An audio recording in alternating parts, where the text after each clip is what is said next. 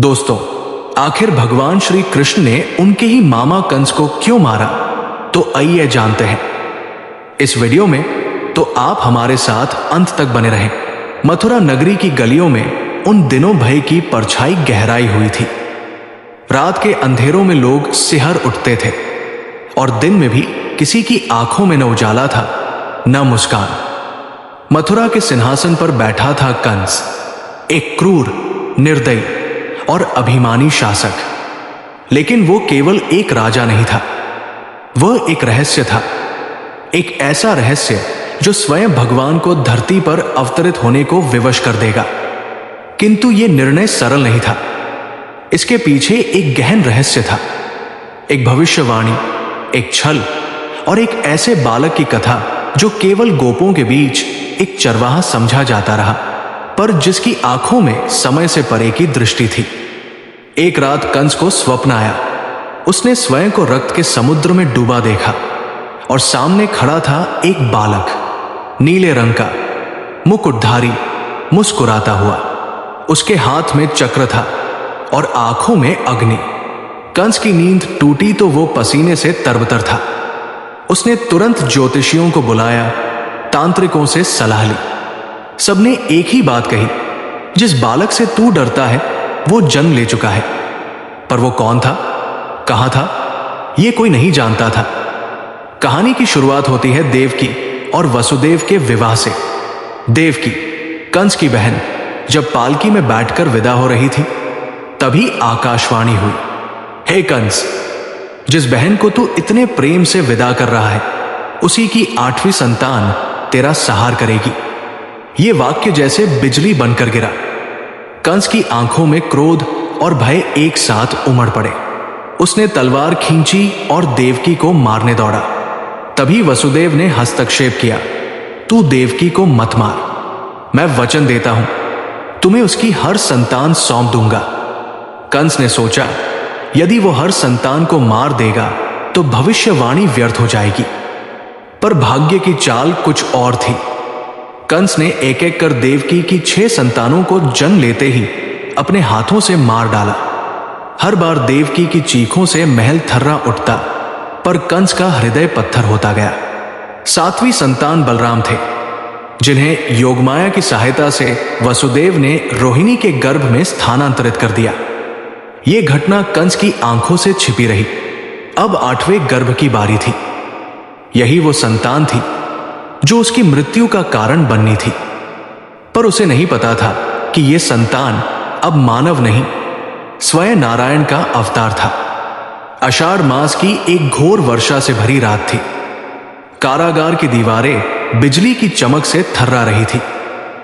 पहरेदार नींद में थे और पहरा जैसे एक अदृश्य शक्ति ने हटा दिया था। उसी रात भगवान श्री कृष्ण ने जन्म लिया, एक बालक के रूप में, पर जिनकी आंखों में संसार की संपूर्ण चेतना थी। तभी आकाशवाणी हुई, वसुदेव, इस बालक को गोकुल ले जाओ और नंद बाबा के घर यशोदा की नवजात कन्या से इसे बदल दो।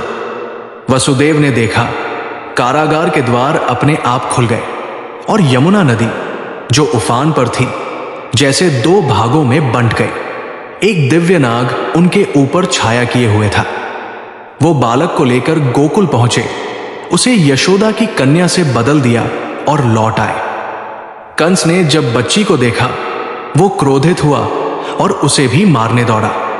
पर वो कन्या हवा में उड़ गई और एक दिव्य रूप में प्रकट होकर बोली, हे मूर्ख, तुझे मारने वाला तो कहीं और जन्म ले चुका है। कंस अब और सतर्क हो गया।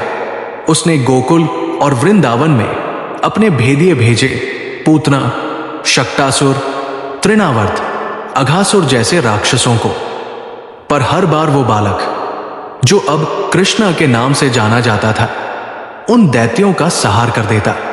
गोप गोपियां उसे नटखट समझते रहे, पर यशोदा की आंखों में कभी कभी ऐसा प्रतिबिंब दिखता जैसे ये बालक कुछ और है। कंस को अब यकीन हो गया था, यही वो 8वां है। परंतु वो मथुरा से दूर एक साधारण गांव में था। उसे मथुरा बुलाना ही होगा। कंस ने छल का सहारा लिया। उसने अखाड़े का आयोजन किया और नंद बाबा को न्योता भेजा, कृष्ण और बलराम को मथुरा लाओ। यशोदा का मन भर आया, पर बालक अब युवा हो चला था।